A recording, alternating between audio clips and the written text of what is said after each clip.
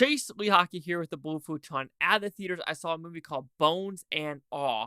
It's a romantic cannibal movie. Does that genre meshing work? Let's it out. Eat those bones.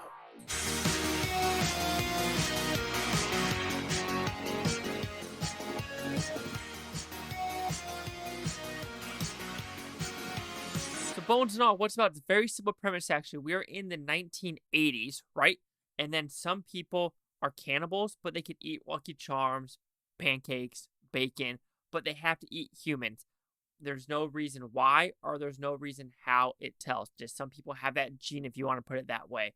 And to survive, they can smell cannibals, they can smell the blood. And in the meantime, this is all happening. Love is happening, as well as trying to find some parents. So, did I like this film? It was all right for me. It wasn't the greatest film of all time, like some people are saying. Also, I just have an issue with some of movies like this. Like, how did this get a theater release, but some movies go straight to Vudu? Like, it's just like, I'm curious of how they decided to do it. But with that, I'll give the positives of Bones and All first. I thought how it looked, the acting, as well as the premise, I think worked. It was something very different and something unique. Cannibal, love story. Even though you might think, oh, cannibal, are we doing a cannibal holocaust type of thing? No. There is a good amount of blood and gore and a good amount of oh shit moments, but for it to mesh the romanticism of it, as well as the cannibalistic elements of it, I think it works pretty well with enough shock and awe to it. Acting, Timothée Chalamet, good actor. What do you want me to say? He's a good actor, and apparently he's good at making controller skins for the Xbox. So maybe he still does that for a side hustle. And how it looked, I enjoyed them using the Midlands of the United States, going to Nebraska, Iowa, Illinois, Indiana, Michigan, Minnesota, Kentucky, and having that heartland feel to it. I think them doing this in the city, it wouldn't have done it justice, and I think it was pretty fun. And here's the thing, if you don't know your state abbreviations, like MD is Maryland, NE is Nebraska, IA is Iowa, MN is Minnesota, you're going to get confused. So you know what? Do your geography, or at least pay attention in class, because you should have learned that in like 3rd grade. And if you don't know that, you didn't pay attention to school at all. But I have to enjoy what this movie was trying to do on that levels. But then I don't have to enjoy it because the pacing. This is a 2-hour and 10-minute movie. Apparently, there was an over 3-hour cut of this film. I don't know how there could have been a 3-hour cut of this film. If there was over a 3-hour cut, there is no way this movie would have hit theaters. Period. Dot. This would have been a blonde and been on Netflix, because at 2 hours and 10 minutes, it did drag in a couple of scenes of like, what are we trying to do here? And some side characters and some side kills kind of just gets thrown to the wayside. And you're like, why are those two characters there? Especially there's these characters they find, I want to say in Kentucky, when they are camping outside. Basically, they look like two rednecks with Budweisers, is all I'm going to say. I understand why they're in the story, but there's something when one of them like runs. I'm like, what's the point of that? Are they trying to kill him? I don't know. It doesn't really explain a lot on that level. And then just the weirdness of it. This is not for everyone. And to me, it was artsy. It was unique. But it's one of those movies where I watch it, I appreciate it. But can I go and watch it again? I don't think so. To me, this is one of those one and done movies where I'm like, okay, I enjoyed it. But do I need to revisit it at all? I don't think so.